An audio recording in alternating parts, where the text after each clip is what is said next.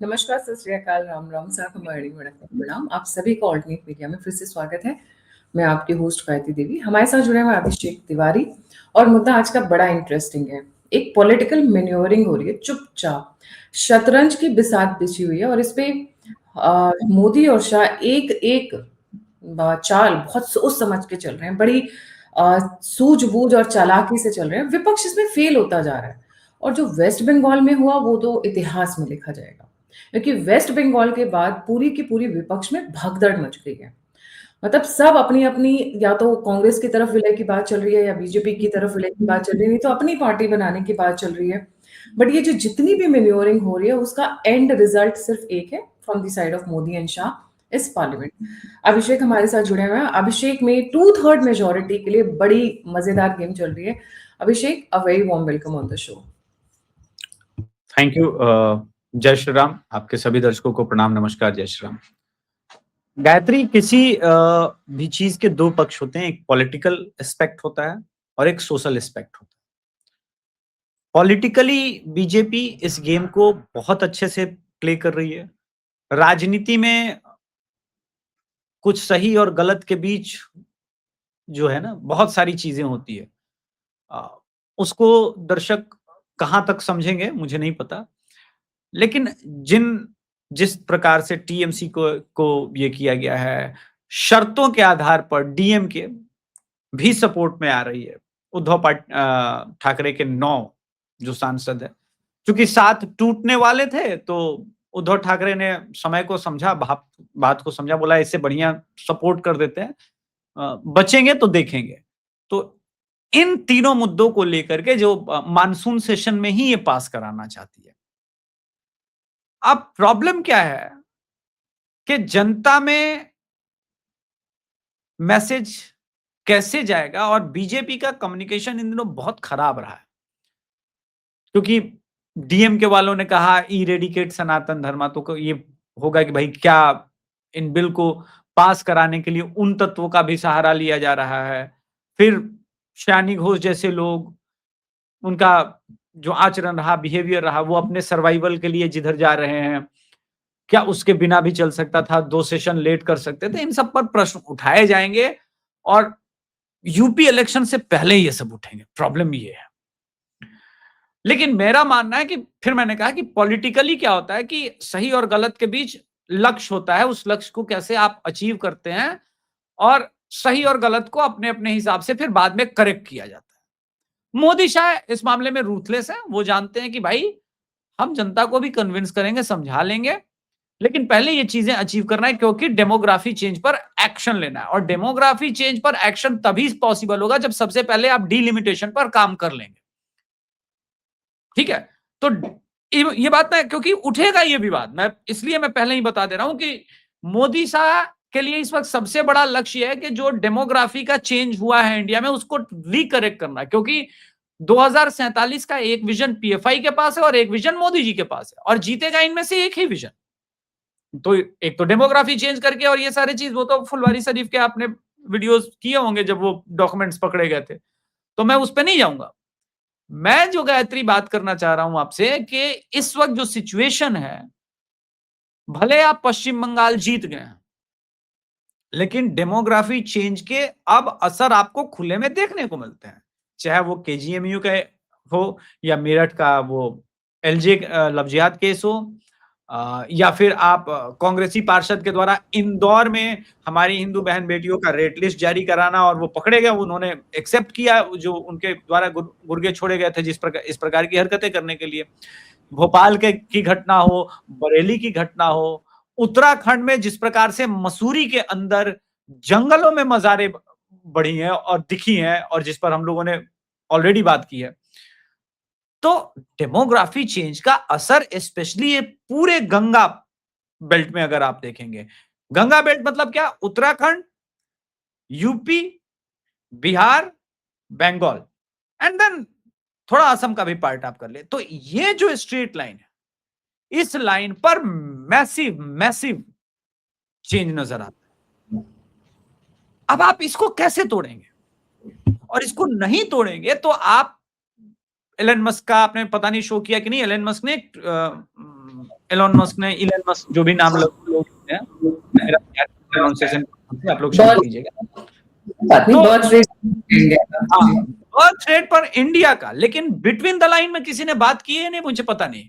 Birth rate में मुसलमानों का बर्थ रेट तो घटा नहीं है। अब आप सिचुएशन की गंभीरता का अंदाजा लगा लीजिए कि मुसलमानों का घटा नहीं और फिर भी इंडिया का birth rate below reversible order पर आ गया है। यानी हिंदुओं का कितना घटा है गायत्री जी? 1.1। किसी ने सोचा? बिहार और यूपी मात्र 2 ऐसे स्टेट हैं जिन्होंने बर्थ रेट को अभी भी मैनेज करके रखा है हिंदुओं का, बाकी एंटायर कोलैप्स। ऐसे सिचुएशन में न तो आपने लॉज ठीक किए हैं, इतने दिनों से ऐसे ऐसे लॉज, सुप्रीम कोर्ट का बयान आता है कि ठीक है आपकी वाइफ है, उसका बच्चा, उसके पेट में किसी का भी बच्चा हो मगर आपका बच्चा होगा। तो हिंदू सोसाइटी को, हिंदू फैमिली को ब्रेक करने के लिए जो पहले के संसद के कानून रहे और वर्तमान में जो कोर्ट के निर्णय जिस प्रकार के आए हैं, अतुल सुभाष से लेकर के अदर प्रकरण पर, ये सारे डिसीजन इमीडिएट लेना, ये स्टेप्स लेना बहुत जरूरी है। और इस इमीडिएट स्टेप को लेने के लिए आपको सांसदों को तोड़ना पड़ेगा, आपको उन लोगों को भी मिलाना पड़ेगा जो आपके पक्षधर नहीं है और एक नया अलायंस खोज रहे हैं, कॉम्प्रोमाइज करने का वो भी सोचेंगे, स्थिति उनकी भी खराब है। तो नेचुरली भाजपा के भी कई समर्थकों के मन में होगा, यार बताओ ऐसे लोगों का भी साथ ले रहे हैं, ये मन में आएगा प्रश्न।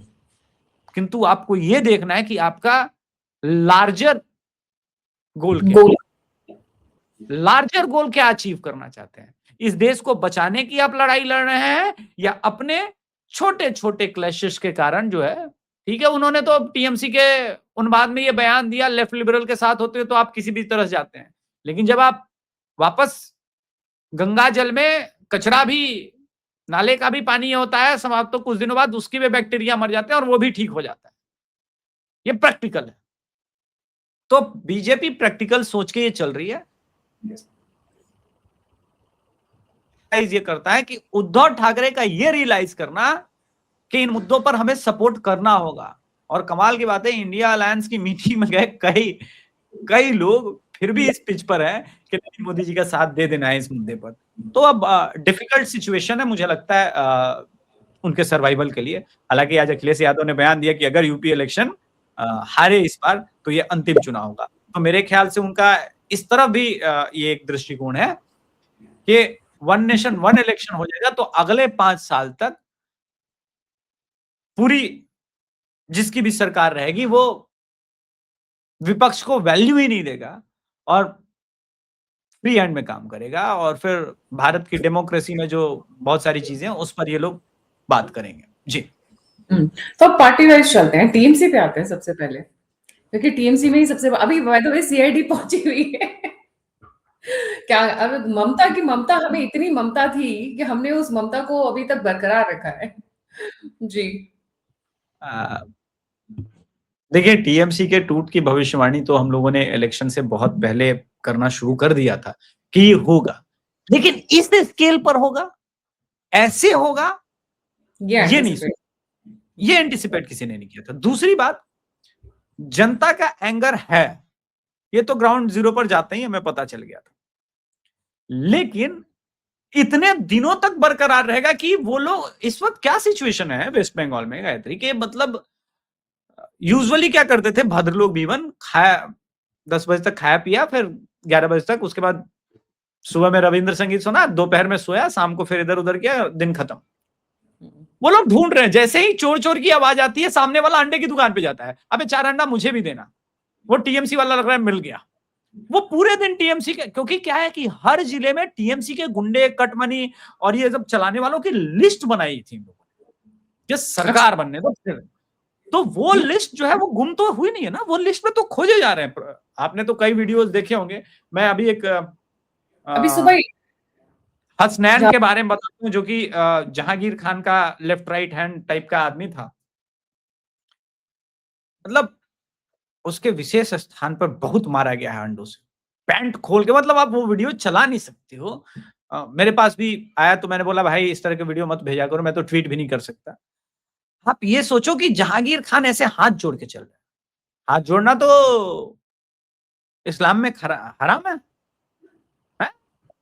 वो जहांगीर खान के गुंडे जो फाल्ता के अंदर हमारे हिंदू माँ बहनों को उनके सामने बोल रहे थे तुम्हारी बेटी को उठा के लेके जाएंगे, 4000 से अधिक होटल के कमरे बुक किए थे, हर टीएमसी का टॉप फ्लोर एक अपने आप में आलीशान बेडरूम है, एक पूरी लड़ाई की तैयारी कर रही थी, बशीरहाट से जो पकड़ा गया। चेंज क्या हुआ पता है? वो पुलिस वाले जो इनके सारे राज छुपाए थे वो खुद ही गुडविल में आने के लिए बक रहे हैं। वो खुद ही गुडविल में आने के लिए गुड बुक्स में बने रहना होता है ना, क्योंकि अब तो ट्रांसफर पोस्टिंग का पावर बाइपो के पास है नहीं, वो कहीं और चला गया, तो गुडविल में बने रहना है। वो खुद ही पकड़ रहे हैं, चल साला, है गंडगोल करता है, चल साला। तो आप देखो परेड हो रहा है। ऐसे सिचुएशन में ये जो सांसद है क्यों टूट रहे हैं, मैं इसी पे आ रहा था कि क्यों टूट रहे हैं। ये जो सांसद है इस बात को समझ रहे हैं कि भाई एंगर तो खत्म हुआ नहीं है और शुभेंदु अधिकारी छोड़ेगा नहीं, तो किसके शरण में जाना पड़ेगा? शुभेंदु अधिकारी को कौन मना कर सकता है भाई अभी डंडा मत मारो? अमित शाह।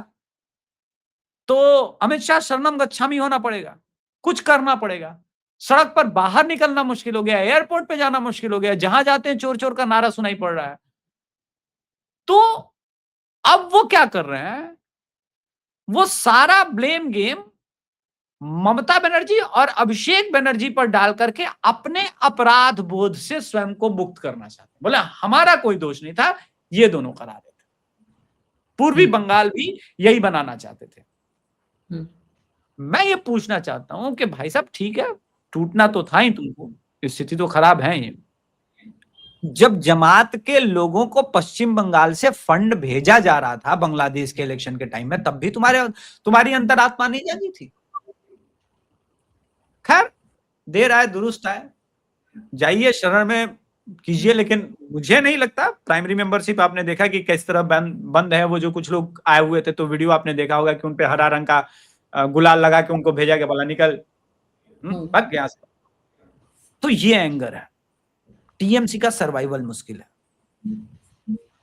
पर तो हुई कांग्रेस के अंदर नहीं, मैं अभी भी नहीं मानता कि टीएमसी का होगा। देखिए इतना ईगो जो है ना, कुछ भी हो जाए ऐसे खत्म नहीं होता। ममता बनर्जी कांग्रेस में विलय नहीं करेगी अपने टीएमसी को। नहीं, कंडीशन अटैच क्या आ रही है आपको पता है? कंडीशन अटैच ये आ रही है कि राहुल गांधी कह रहे हैं सब आओ, कोई दिक्कत नहीं है, पैसे साथ में ले आना, प्रॉपर्टी साथ में ले आना, बैंक बैलेंस साथ में ले आना।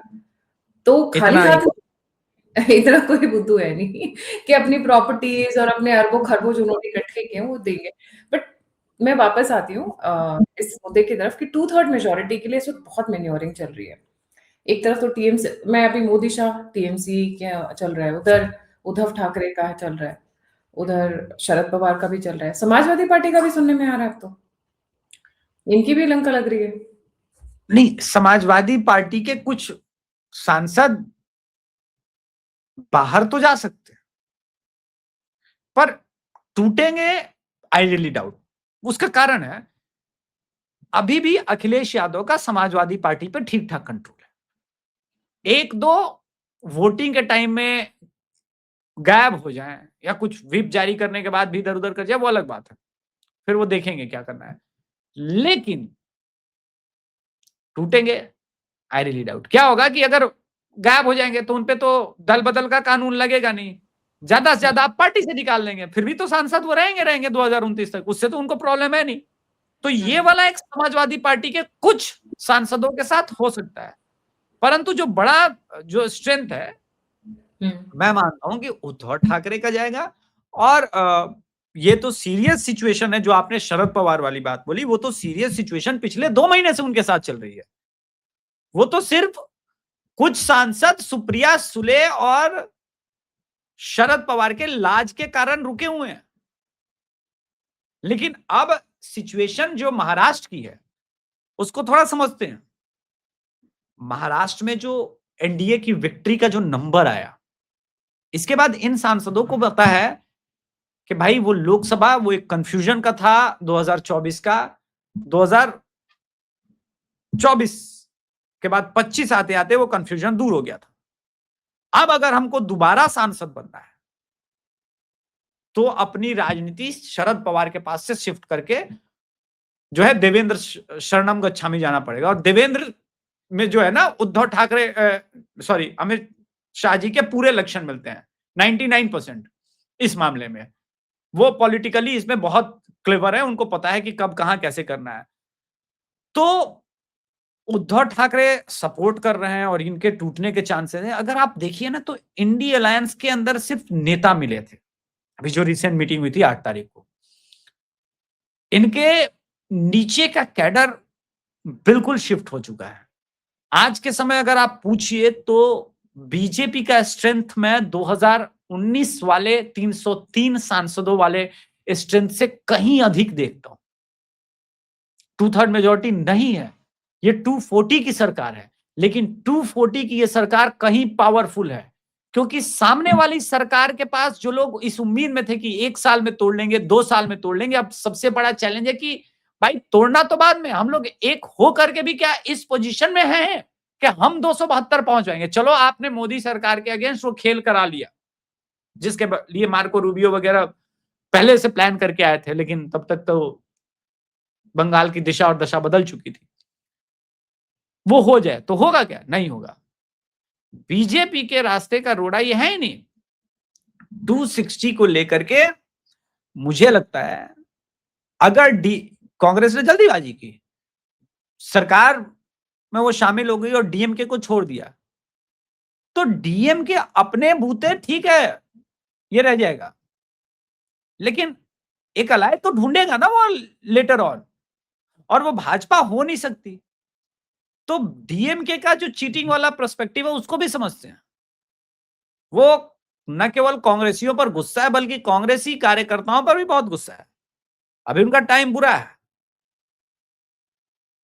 ऐसे सिचुएशन में वो डेफिनेटली संबंध सुधारेगी, रातों रात तो नहीं जा सकती, संबंध सुधारेगी, अपने थोड़ी सी स्ट्रेटजी में चेंज करेगी, कॉमन मिनिमम प्रोग्राम पर आएगी।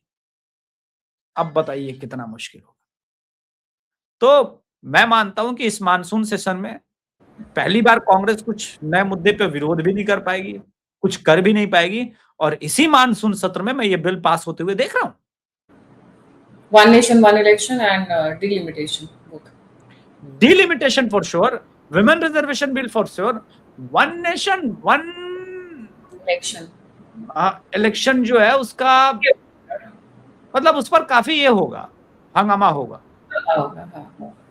अगर मैं अभी राज्यसभा के अगर जो इफेक्टिव स्ट्रेंथ है अभी 5 वैकेंसीज के साथ में 240 है, 2/3 का मार्क होता है 160, है ना।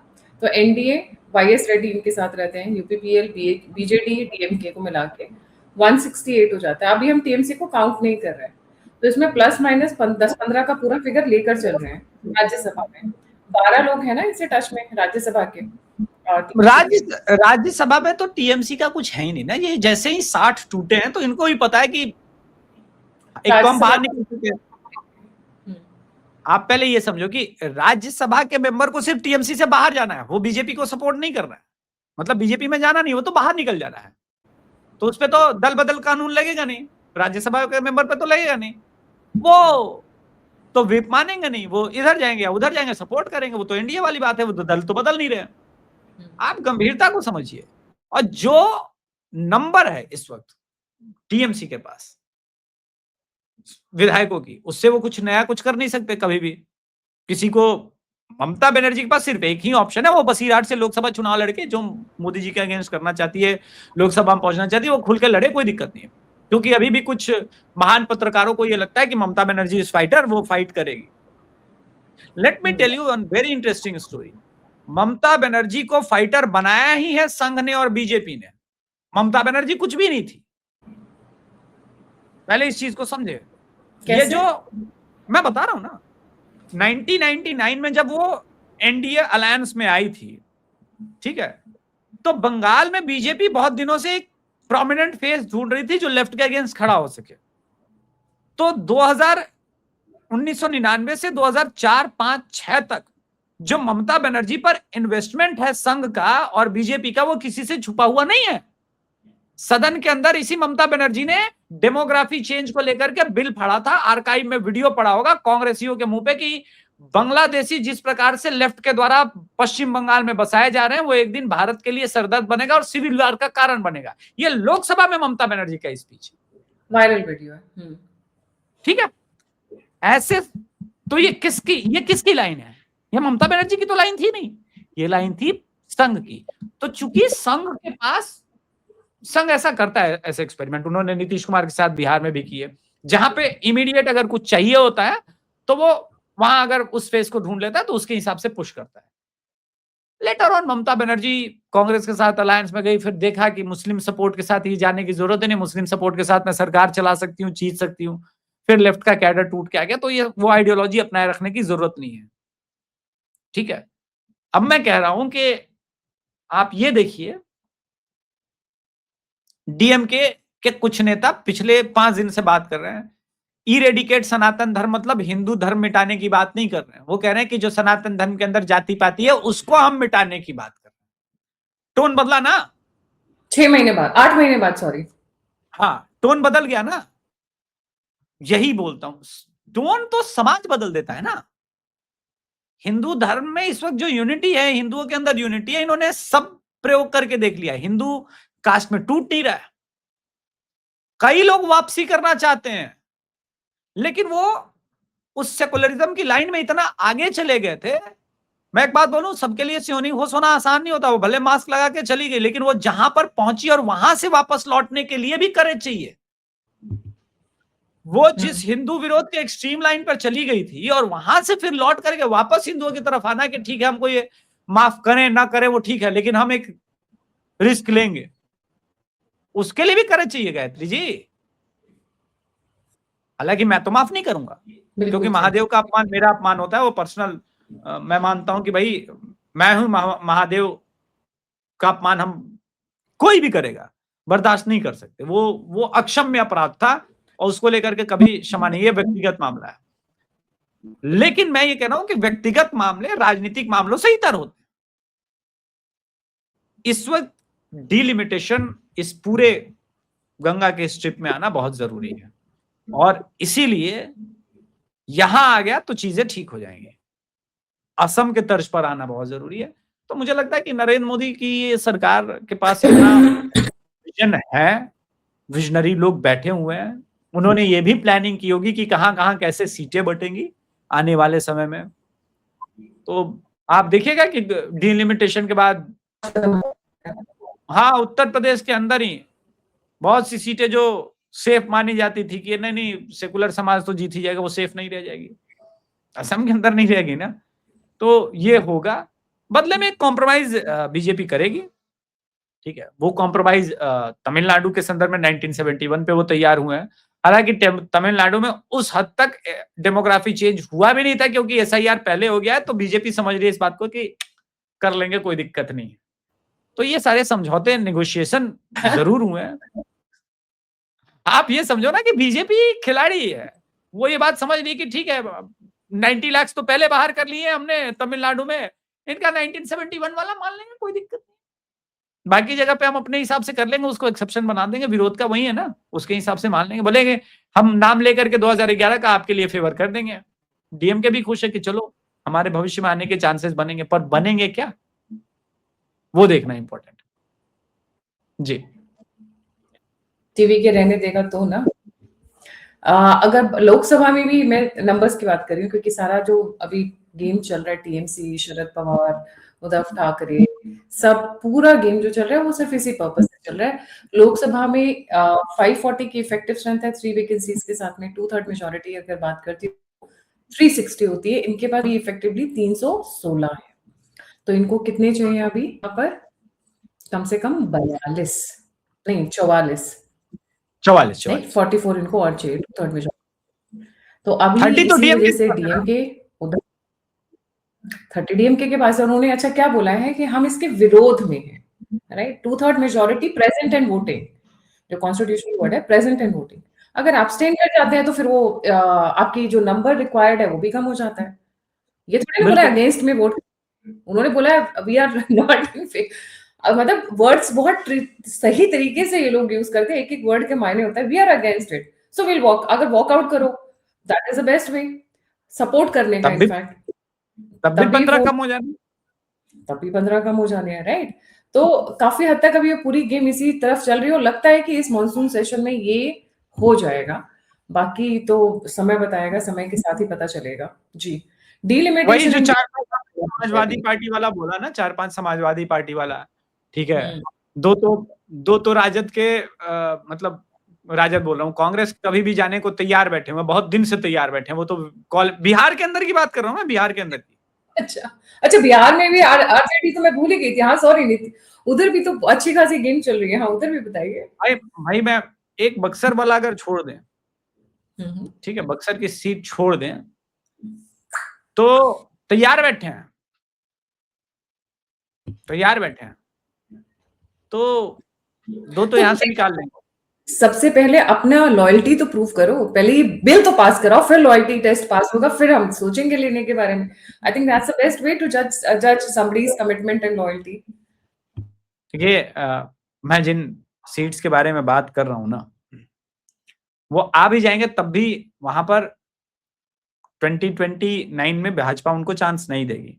हालांकि अभी लॉयल्टी प्रूव करने की बात है, बहुत सारी चीजें हैं, होती है राजनीति में कि चलो ठीक है, समय पर आने पर गधे को भी लोग बाप बनाते हैं। तो इस वक्त बीजेपी को झटका तो लगा था लास्ट टाइम, जिस प्रकार से विमेन, स्पेशली जब विमेन रिजर्वेशन बिल पास नहीं हुआ, तो वो अहम का जो इसको कहते हैं ना, अहम को चोट लगी अमित शाह जी के कि यार इन्होंने डिलिमिटेशन नहीं माना, आई कैन अंडरस्टैंड। इन्होंने वन नेशन वन इलेक्शन नहीं माना, आई कैन अंडरस्टैंड। इन्होंने विमेन रिजर्वेशन बिल पे ये कर लिया, अब तो पास करके दिखाना है। और अब क्या देखिए, अब अगर पास होता है तो 2029 का लोकसभा का आप रिजल्ट मान लीजिएगा। पूछिए क्यों? क्योंकि इन्होंने तो विमेन रिजर्वेशन बिल पास होने नहीं दिया, ये तो सपोर्ट में है नहीं। अब ये जबरदस्ती फिर से लेकर के आने जा रहे हैं उस सिचुएशन पर खड़ा होकर के जहां पर इनके पास मेजोरिटी नहीं थी। तो बीजेपी के पास कहने को होगा कि देखो, हमने सब कुछ दांव पर लगा करके महिलाओं को आरक्षण दे दिया। 50% आबादी सीधे इनसे कट गई। बिल्कुल, तो गेम लंबा है, गेम लंबा है। बहुत जबरदस्त तरीके से चल रहा है सारा का सारा। एंड अभी आपने वुमेन रिजर्वेशन की बात की, अचानक से सुर और ताल बदल गए हैं बेबी पेंगुइन, ओ सॉरी, आदित्य ठाकरे के। वो तो वुमेन रिजर्वेशन के फेवर में आ गए हैं अचानक से। देखिए जब पिताजी ही आ गए तो सुपुत्र तो आएंगे ही। ये तो भाजपा लाज रख रही है, बाला साहब ठाकरे जी को वचन दिया है कि राजनीति में बुरे अच्छे दिन आते रहते हैं, लेकिन कभी भी कितने भी बुरे दिन आ जाए, इन दोनों को कुछ नहीं करना है। इसलिए दोनों के ऊपर जो है ना, वो वचन सुरक्षित। का, हाँ, वचन के कारण ये सुरक्षित है। तो ये बात संजय राउत जैसे लोग तो समझेंगे नहीं। उसने तो शेयर कर दिया कॉकरोच पार्टी को लेकर के फेक ट्वीट, फिर डिलीट करना। मतलब एक आदमी अपने पार्टी की इतनी बार बेइज्जती करा रहा है, कर रहा है, फिर भी अगर उद्धव ठाकरे को समझ में नहीं आ रहा है तो कोई क्या कर सकता है? कि शत्रु वहां नहीं, शत्रु यहाँ बैठा है।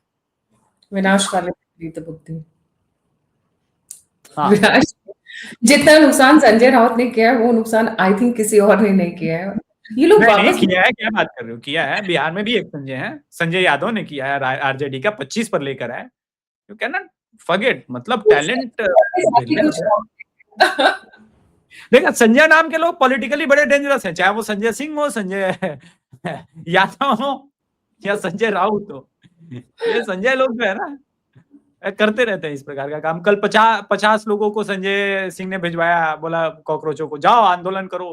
पहले से अलग अलग कोचिंग और स्टूडेंट वाले वहां से आंदोलन कर रहे थे, कॉकरोचों का पलड़ा भारी हो जाएगा। अभिजीत दीप भी पहुंचा, मतलब भाई बेइज्जती की गई उसकी, लिटरली वो 2 घंटे में भाग गया। तो ये लोग बड़े दूरदर्शी लोग हैं। बिल्कुल, और संजय वर्ड में ही लगता है कुछ छुपा हुआ है, कोई तो राज छुपा हुआ है। जो जहां जहां संजय अटैच हुआ है वहां वहां कांड हुआ है। कांड हुआ है भयंकर, और ये आज से थोड़ी ना हो रहा है। इमरजेंसी कांड भी संजय के कारण ही हुआ था। इमरजेंसी कांड। अच्छा, अभी और आगे कहाँ जा रही है पॉलिटिक्स? अभी बाय द वे सुबह सुबह तो अभी सीआईडी पहुंची हुई है, ममता के घर पे पहुंची हुई है, उनके ऑफिस पे तो ऑलरेडी चल ही रहा है। तो कहाँ आगे किधर जा रही है वेस्ट बंगाल वाला मामला और देखिए, ओवरऑल अंत पॉलिटिक्स? अंत तो गत्वा तो क्या है कि अभिषेक बनर्जी को जेल जाना होगा, इसमें कोई डाउट नहीं। अभिषेक बनर्जी जेल जाएंगे सिब्बल नहीं और बचा पाएंगे, अभिषेक मनु सिंघवी नहीं, नहीं बचा। कोई नहीं बचा। अभिषेक मनु सिंघवी नहीं बचा पाएंगे। अरे अभिषेक मनु सिंघवी और कपिल सिब्बल तो ऐसे ही परेशान है कि ये जो जज साहब आए हैं ये आउट ऑफ सिलेबस काम कर रहे हैं। वो तो खुद ही परेशान है, उनकी सेटिंग चल कहाँ रही है। हाँ, मैंने सुना है बार काउंसिल ऑफ इंडिया का भी कुछ कुछ होना था, चुनाव होना, उसमें भी इन लोगों की बड़ी बेइज्जती हुई है। बड़ी बेइज्जती हो रही है। मतलब समय देखिए क्या है ना कि समय का चक्र बदलता है तो टेबल में बैठे हुए लोगों के सितारे भी बदलते हैं। आपने कार्ड्स खेला है, ताश? कभी-कभी आपको 3, 4, 5, 6 सालों तक बहुत बुरे कार्ड्स आते हैं, आप कहते हैं यार नहीं खेलने का। लेकिन जब अच्छा टाइम शुरू होता है ना तो सारे अच्छे कलर कार्ड आपके पास आने लगते हैं। तो बीजेपी का अच्छा टाइम चल रहा है, इनका बुरा टाइम चल रहा है। मैं इसको एस्ट्रोलॉजी में कह देती हूँ, राहु के बाद गुरु की महादशा आती है, तो राहु जितना नचाता है, परेशान करता है, वैसे ही ब्लेसिंग्स भी देता है। तो वही मतलब उसी को दूसरी लैंग्वेज में। सही बात। इनके अच्छे दिन चल रहे हैं, उनके बुरे दिन चल रहे हैं, और इनका पाला पड़ गया अमित शाह से कि जो मजे हुए खिला रही है। बहुत बुरे दिन चल रहे हैं। आज बुरे दिन चलना और बात है, बहुत बुरे दिन चल रहे हैं। सही बात।